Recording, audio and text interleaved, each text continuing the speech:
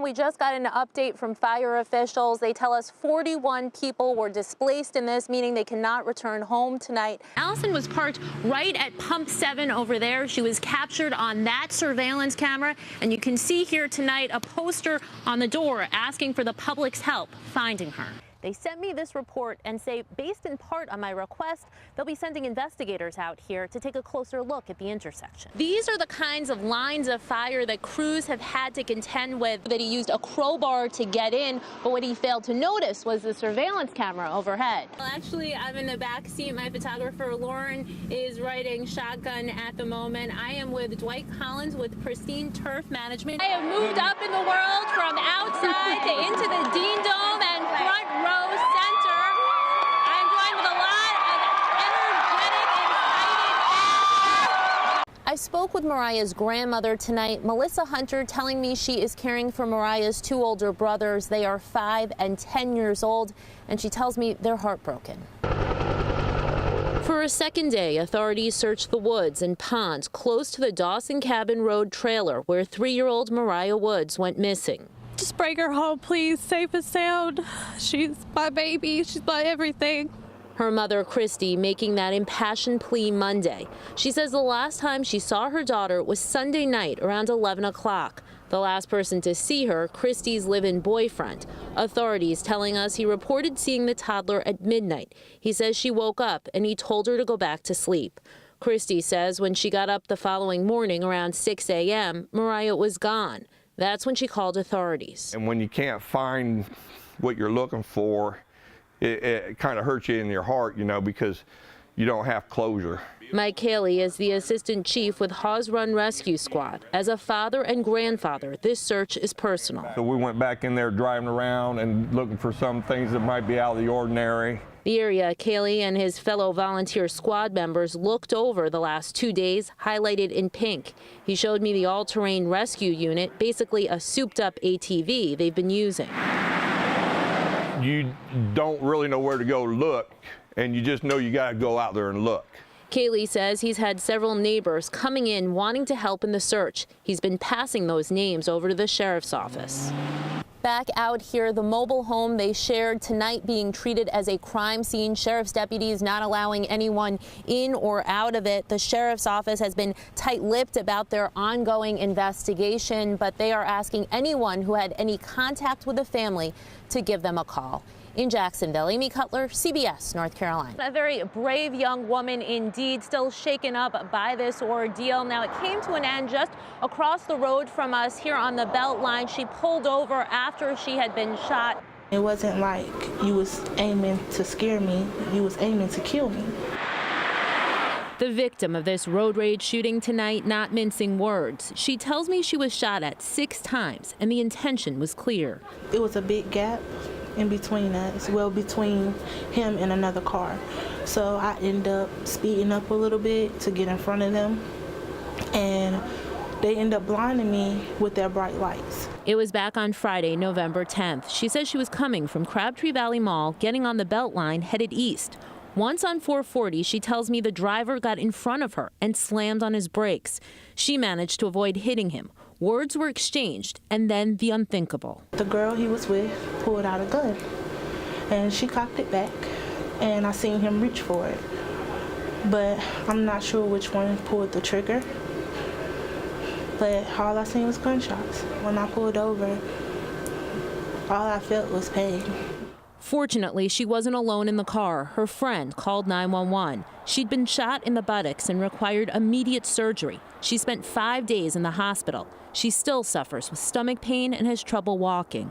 Would you say you're lucky to be alive? Yes, I am. He shot at me 6 times. It could happen to anybody else that's out there.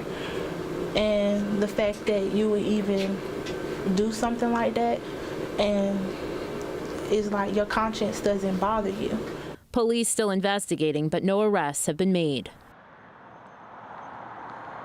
Now, the victim says that those behind this were in a BMW SUV. Again, it was a man and woman in that vehicle, a man behind the wheel, a woman in the passenger seat. She is asking anyone with information on this to give police a call. Live in Raleigh, Amy Cutler, CBS, North Carolina. I first told you about problems with the Cumberland County Health Department back in May. Since then, I've spoken with those at the health department and county commissioners, but we haven't heard from a patient, that is, until now. This is very frustrating, a lot to deal with. A situation Candace Thompson shouldn't be in. She says for the last 8 years, she's been going to the Cumberland County Health Department for her annual pelvic exam and pap smear. I thought everything was well and was going okay until I went somewhere different this year. That new doctor telling her she had an irregular cervix. She says that would have shown up in pap smears, but she tells me she was never informed of any abnormal test results by the health department. If she had been notified, she could have gone for additional testing and follow-up. Now she says she's in danger of developing cervical cancer and has to have her uterus removed. I really don't want to have that surgery because I do want more kids, and having that surgery, I don't have that chance anymore. Thompson has a 4-year-old son, but at 29 years old, she hoped to have other children. She believes she's one of the 29 women who were never notified of abnormal test results. CBS North Carolina first told you about problems at the health department back in May. That report prompted an internal audit.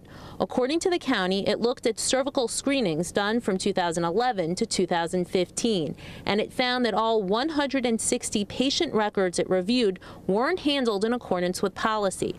All of these women had abnormal test results. We have requested her medical records, have not gotten those records back yet. Alan Rogers is Thompson's attorney. He tells me they put that request in about 45 days ago. Thompson says she's speaking out because she believes there are other women out there. She's hoping this gets the word out and that they'll come forward and get medical attention they need. In Fayetteville, I'm Amy Cutler, CBS North Carolina. 23 years in Special Forces, an enemy couldn't kill me, but my well's going to. Mike Waters making light of what's become a very real concern for him and his family. We'd always noticed you take a shower, your eyes burn 15-20 minutes after taking a shower. So they no longer shower in their own home. They either go to Fort Bragg or use this trailer. We basically fill it up with water. We'll take showers in there instead of driving every night into Fort Bragg. Pretty bird. Then there are the pets. One bird died suddenly. His dog Zeus developed several tumors. 13 tumors in them, and up by the shoulders you can feel them. Waters says his ordeal started back in September when Chemours came to his home to test his well for the chemical Gen X.